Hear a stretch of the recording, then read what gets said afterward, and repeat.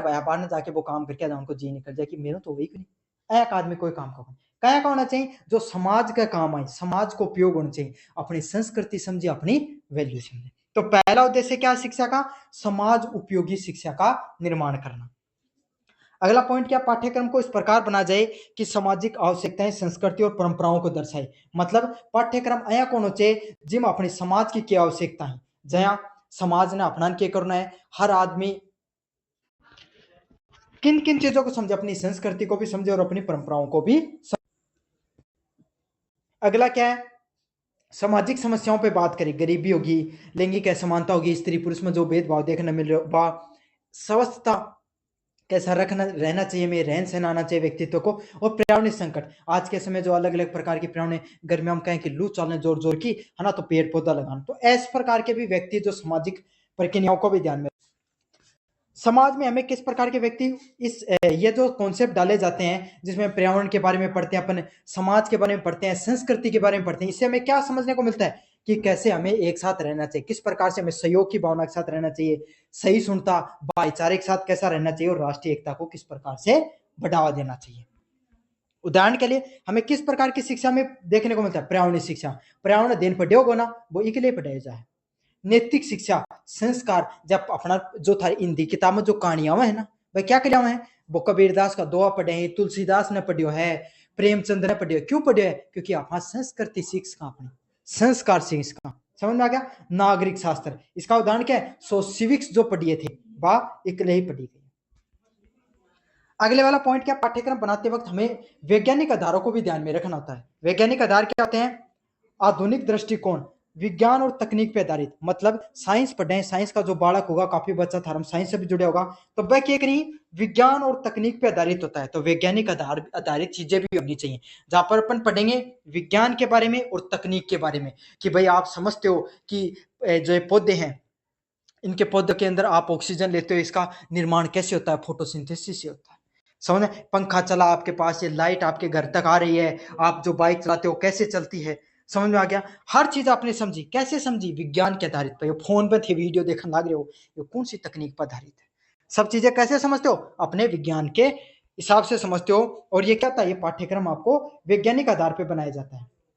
इसमें बच्चा क्या सीखता है, समालोचना, चिंतन, थिंकिंग करो। अब थे पहली बार थे सोचा कि भाई तारा का है टिमटिमाया करता, बाद में था रिफ्लेक्शन समझाया गयो कि डेंसर से रेयर मीडियम में जाता है तो क्या होता है, वो आपको देखने को रिफ्लेक्शन देखने को मिलता है, और इससे आपके तारे टिमटिमाते हुए दिखाई देते हैं। थारो जब माथो खुलियो कि अइया भी हो जाए कि मड़ी, तो अही वो है, समझ आ गया। तो इंसान सोचता है, विज्ञान को पढ़ते हो तब आप सोचते हो, आपके दिमाग के अंदर क्या होता है, वो चीजें बनती हैं। प्रैक्टिकल मान लेते पंखो है, वो चाल तो ही देखियो, लेकिन जब पहली बार खोल के दिखाओ कि मैग्नेटिक फील्ड बनी, वो ये चीज अया घुमाते हुए, समझ में आ गया, तो आपको क्या महसूस हुई कि सच में ये चीजें ऐसे चलती हैं। तो चिंतन होता है आपको इसके माध्यम से, खोज और नवाचार। तो घर जाके थे क्या करो, पहले भाई टावर पड़ा हम मेला में गाड़ी लेके आया करता, तोड़ क्यों गाड़ी के निकला करती, मोटर निकला करती, फिर आप उसे नई चीज बनाया करते। तो बच्चा जो पढ़ता है वो घर पे आके चल करने का भी प्रयास करता है। कई बच्चों को आपने देखा होगा, वो घर पे प्रैक्टिकल करके देखते हैं चीजों को। तो यही होता है, इससे क्या होता है, अब बच्चे के अंदर क्रिएटिविटी आती है, खोज और नवाचार आता है। अब वैज्ञानिक दृष्टिकोण में कौन से विषय आते हैं, जैसे विज्ञान पढ़ा, गणित पढ़ी, कंप्यूटर और पर्यावरण अध्ययन जैसे सब्जेक्ट अपने विषयों को पढ़ाया जाता है। कई बच्चा की जीवन में हमारे साइन कोर्स के काम आयो, दिमाग बुद्धि तो थारी थोड़ी बहुत संभली है ही, समझदार तो बने ही हो पढ़ पढ़ के, है ना, और तो थे कोई काम का कौन बने, लेकिन समझदार तो है ही अब तक। तो यही समझदारी आपको जीवन में आगे बढ़ाने में मदद करती है।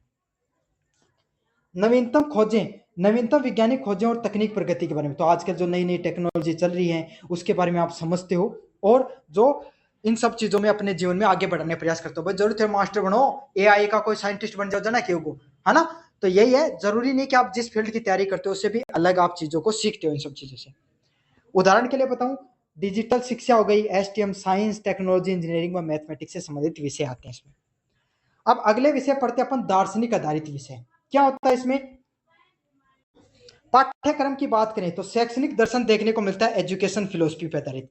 क्या होता है इसमें, एजुकेशन फिलोसफी पर विभिन्न प्रकार के दार्शनिक दृष्टिकोण देखने को मिलते हैं। पहला क्या होता है, आदर्शवाद। आदर्शवाद क्या होता है, तो ये बताऊं इससे पहले मैं आपको बता देता हूं दार्शनिक आधार क्या है। दार्शनिक आधार हो जाए गीता की शिक्षा पढ़ी, है ना, रामायण की कहानी पढ़ी, पढ़ी ना, स्कूल में जाता है थारकन गायत्री मंत्र करवा दिया करता, प्रेयर कराया करता, हाथ जोड़ के थी प्रेयर करी होगी, करी है ना। तो वह क्या नैतिकता ये था ना, दार्शनिक आधार पर चीजें समझे। प्लूटो न पढ़ियो कदे, अरस्तु न पढ़ियो को थे, तो वह क्यों पढ़ियो है ना। कभी तुमने तुलसीदास को भी थोड़ा बहुत इन सब चीजों से संबंधित पढ़ा है, तो महात्मा बुद्ध ने भी पढ़ियो है ना, महावीर को भी पढ़ा है। तो ये सब चीजें आपको क्यों पढ़ाई जाती है, दार्शनिक आधारों पर पढ़ाई जाती हैं, और इनमें अलग अलग चीजें आती हैं। क्या आती है, पहला आता है आदर्शवाद।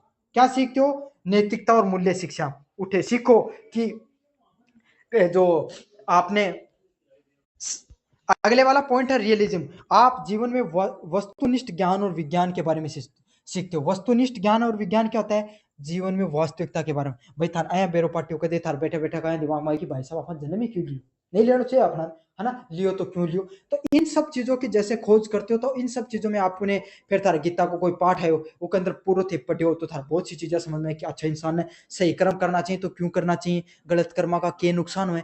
तो यहाँ पे आप यथार्थ के बारे में ज्ञान प्राप्त करते हो। अगला क्या है, प्रयोगवाद। प्रयोगवाद क्या होता है, अनुभव और प्रयोग आधारित शिक्षा प्राप्त करते हो। मतलब प्रैक्टिकली जीवन में अनुभव को, अब थारा जीवन में कोई समस्या आई या पढ़ाई में, उसका कि काफी दिनों से संघर्ष करे हो, नौकरी नहीं लग गया, जीवन में गीता को एक दो श्लोक पढ़ो है ना, कुछ थे प्रेमचंद का सब पढ़ी, और कोई कबीरदास का एक आध दोहा पढ़िया, तो थार अचानक से थान बेरो पाटे कि जीवन में संघर्ष तो सबके जीवन में अपने को न्यारो को नहीं। अपना क्या करना चाहिए, सत्य का कर्म पर करते रहना चाहिए, फल की चिंता नहीं करनी चाहिए। आज न तो काल अफा कठे न कठे पूछ जाऊंगा। अब मन का मैं टाइम मत कर दो कि गुरु जी फल की चिंता क्या करा, काम आ रहा है ऐ खरे कि बेटा लाग जा नौकरी टाइम से। प्रकृतिवाद की बात करें, प्रकृतिवाद क्या होता है, प्रकृति और बालक की स्वतंत्रता। मतलब बच्चे को यह समझाया जाता है कि प्रकृति की आवश्यकता क्यों है। समझ में आ गया। छोटे बच्चे को अगर आपने ये बताया कि भाई ये पौधे होते हैं, है ना, इन अपना बचा के रखने चाहिए, है ना, इससे क्या अपने प्रकृति ने क्या मिला, ऑक्सीजन इससे फैलता है, हमारा जो ग्रीन हाउस इफेक्ट कम होता है, तो वो बच्चा समझता है प्रकृति और प्रकृति की कदर करता है।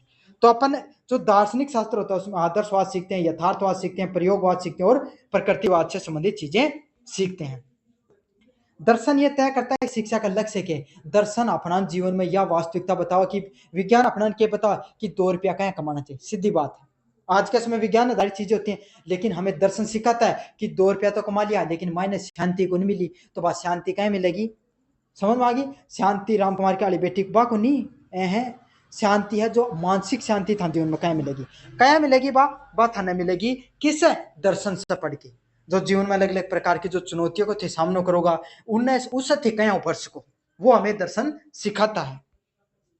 उदाहरण की बात करें, गांधी जी का बुनियादी शिक्षा दर्शन हस्तकला आधारित थी। मतलब गांधी जी शिक्षा कहें कि बताई कि जो अपन हाथ मतलब उस टाइम में चरखा की बात किया करता, हैंडलूम की बात किया करते थे कि इन हर व्यक्ति ने अपनों कम से कम अपने रुपया कमान लायक जीवन यापन लायक चीजें सीखना चाहिए।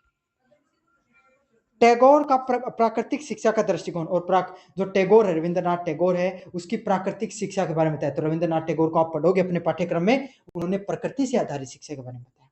समझ में आ गया आपको।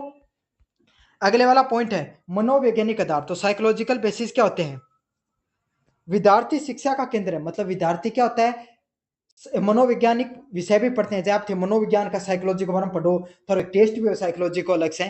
तो इनमें क्या है, विद्यार्थी शिक्षा का केंद्र है। अगले वाला है विद्यार्थी शिक्षा केंद्र। मतलब विद्यार्थी कौन होता है, जो शिक्षा के बारे में जानता है, उसके बारे में रुचियों को जानो, उसकी क्या क्षमताएं होती हैं, है ना, उसकी आवश्यकता की। अब टीचर तो बन गया, लेकिन टीचर बन के थान देखो कि थारी क्लास में कोई एक बच्चों है जिसकी ड्राइंग बहुत शानदार है, तो थे क्या करो कि भाई ड्राइंग की क्लास एक्स्ट्रा करवा दी। समझे, आपने ड्राइंग वाले टीचर को बोला कि भाई इस पे स्पेशल ध्यान देना आपने। कोई बच्चे स्पोर्ट्स में अच्छा है, तो पीटी वाले टीचर को बता दिया आपने कि आपको इसका विशेष ध्यान रखना है। कोई बच्चा जी को बौद्धिक स्तर कमजोर है, धीरे धीरे चीजें सीखे, तो ते के ऊपर थोड़ा ज्यादा जोर दियो। ते क्या समझोगा थे, जब थे खुद मनोवैज्ञानिक रूप से समझ होगी बच्चा की कि कोई भी बच्चा है वो मनोवैज्ञानिक रूप से कमजोर है, तो उन थाने क्या पढ़ाना है, एक थारो मनोविज्ञान मजबूत होना जरूरी है। अगले वाला क्या, पाठ्यक्रम का उद्देश्य व्यक्तिगत भिन्नताएं होती हैं। तो आपको जीवन में यह समझना जरूरी है कि क्लास में एक 60% वालों भी टाबर मिलेगो, एक 90% वालों भी टाबर मिलेगो, और एक थान मिलेगो कोई मान ले 40% वालों भी। सब बच्चों को आपको साथ लेकर चलना है। 90% वालों पढ़ा के थे 95 में लिया, तो को गणों बड़ो उद्देश्य प्राप्ति कौन कर ली थी। बड़ी बात यह है जब वो 40 साल न थे 80 तक पहुंचा दियो जना, वाह है थारी एक पर बढ़िया टीचर की विशेषता। समझ में आगा। काफी बच्चा है कहीं जो सारा दिन कुछ मादी करेंगे, है ना पढ़ाई में ना कुछ ही गुण ज्ञान, क्या कोई ज्ञान को नहीं, लेकिन जय थे स्पोर्ट्स की बात होगी सब वो आगे मिलेगा, है ना। काफी बच्चा है का भी मिलेगा जो पढ़ाई में भी होशियार ही, स्पोर्ट्स में भी होशियार ही, उन्हें भी साथ लेके चलना है। कई बच्चा અહીંયા का भी मिलेगा जो पढ़ाई में भी कोई नहीं होशियार, ना मैं भया होशियार स्पोर्ट्स में, लेकिन बाहर ना उन्हें बाहर ना भेजो नेतागिरी करने में, बस वो आगे मिलेगा। समझना। तो हर बच्चे का दिमाग अलग अलग है। आपको ऐसा नहीं है कि आप मैथ के टीचर हो तो आप ऐसा नहीं कि बस सारे दिन पढ़ाई के लगा रखें, समझना। तो आप उनके मनोवैज्ञानिक स्तर को समझना और उनके साथ वैसा ही ट्रीट करना। और व्यक्तिगत भिन्नता ही हमारे समाज की क्या है, खूबसूरतियां हैं। अगले वाला क्या, सीखने का सिद्धांत होना। तो हमें अलग अलग तरीके से सीखने के तरीके होते हैं, जैसे व्यवहारवाद, संज्ञानवाद और संरचनावाद आदि। आज इन सब चीजों को आप धीरे धीरे सीखने के सिद्धांत से समझते हो। अगले वाला क्या है, विद्यार्थियों को प्रेरणा। तो बच्चा ने मोटिवेशन दियो, के मोटिवेशन दियो थे कि अगर थे आपकी बार अगर टेस्ट में बढ़िया नंबर लिया, जो बच्चों मेरिट में होगो, जो बच्चों बढ़िया स्कोर करोगे अपने, है ना, जगह 40% और नीचा रहे हैं वो 80% ले, तो मेरी तरफ 1000 रुपया दिया जाएगा, या फिर उन मतलब और कोई भी प्राइज रख दी। तो बच्चा में क्या एक फेयर कंपटीशन बढ़ाई चीज है, समझ में आ गया। अभिरुचि, इंटरेस्ट, आपका पढ़ाने का तरीका इतना बढ़िया है, इतने क्रिएटिव तरीके से आप बच्चों को पढ़ा देते हो, खेलते खेलते आप बच्चों को गणित की चीजें सिखा दी थी। समझ में आ गया। आपने आप क्या किया, आपने वास्तविकता में चीजों को एग्जाम्पल लेके समझाना शुरू किया, तो बच्चों का इंटरेस्ट बढ़े। अब थारी थे खुद सोचो, थारा कोई एक नया कहीं को टीचर याद होगो कि थे उकले कहता यार भाई साहब मारे वो टीचर हो रहे हैं को पढ़ाया कर, तो मेरा अब तक सबकी में याद है, कहीं याद है क्योंकि रुचि बहुत, वो पढ़ाने को तरीकों को बढ़िया हो। समझ में आ गया। तो आपको भी ऐसा ही टीचर बनना है जिसकी क्या हो, जो पढ़ाने का जो तरीका है, अभिरुचि है, इंटरेस्ट पैदा करने वाला होना चाहिए, अभिव्यक्ति, बताने का तरीका इतना अच्छा होना चाहिए, इतना शानदार होना चाहिए। अब थे आगा, थे खुद आया, है ना, आके थारी पहले बॉडी लैंग्वेज देखे तो थे खुद अड़ साइड आओ के पढ़ा दो घरे, कौन पढ़ास को ना। तो थारे अंदर अभिव्यक्ति, बात का उनको तरीको है कौन चाहिए, थारो लिविंग स्टैंडर्ड है कौन चाहिए। जब थे बच्चा ने बताओ, रहन सहन एक एग्जाम्पल के रूप में सेट करो कि खुद टीचर आ रहे हो तो एक टीचर की ने लागनो चाहिए, वो की पूरी पर्सनैलिटी होनी चाहिए, बोल चाल को तरीको है गो, है ना, रहन सहन गो को, दूसरा साथ व्यवहार करनो, बच्चा के साथ व्यवहार करनो। थे खुद टीचर वो टावरा के साथ बैठ के थे बात करे हुन जाएगी तो के थे टीचर बनया, कोई काम का कौन ना। तो यही है, आपके अंदर अभिव्यक्ति भी होना बहुत अच्छा है।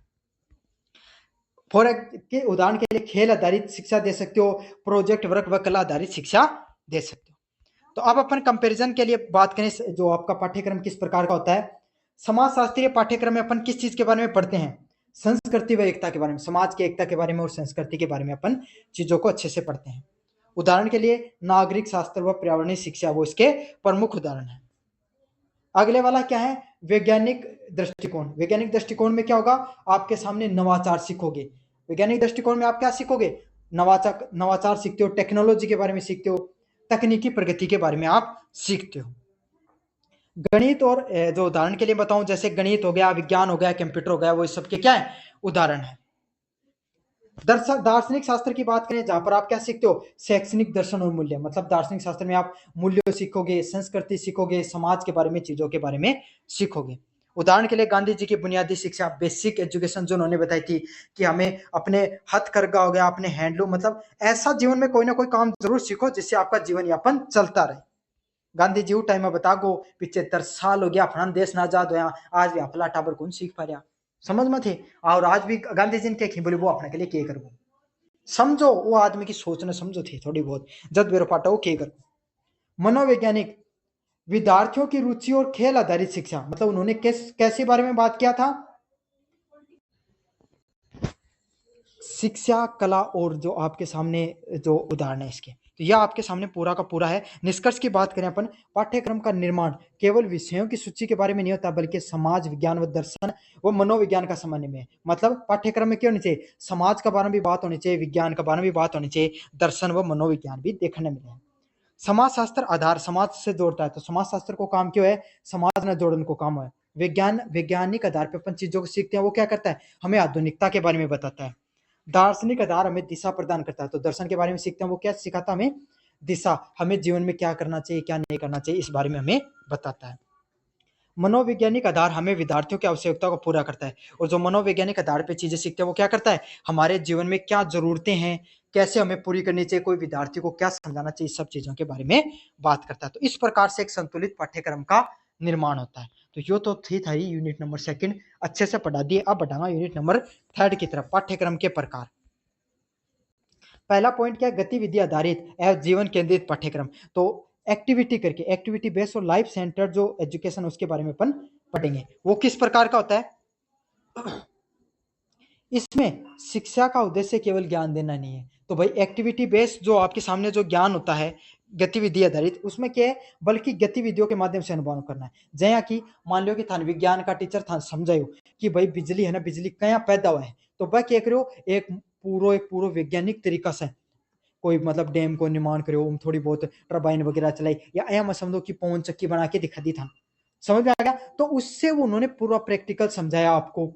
और आप लैब में लेके चले गए, बायोलॉजी वाले टीचर है, इन्होंने आपको पूरा फोटोसिंथेसिस की प्रोसेस को दिखाया कैसे हुआ, अलग अलग जीव जंतुओं को सिखाया। आपने भी उसमें कुछ ना कुछ उसके अंदर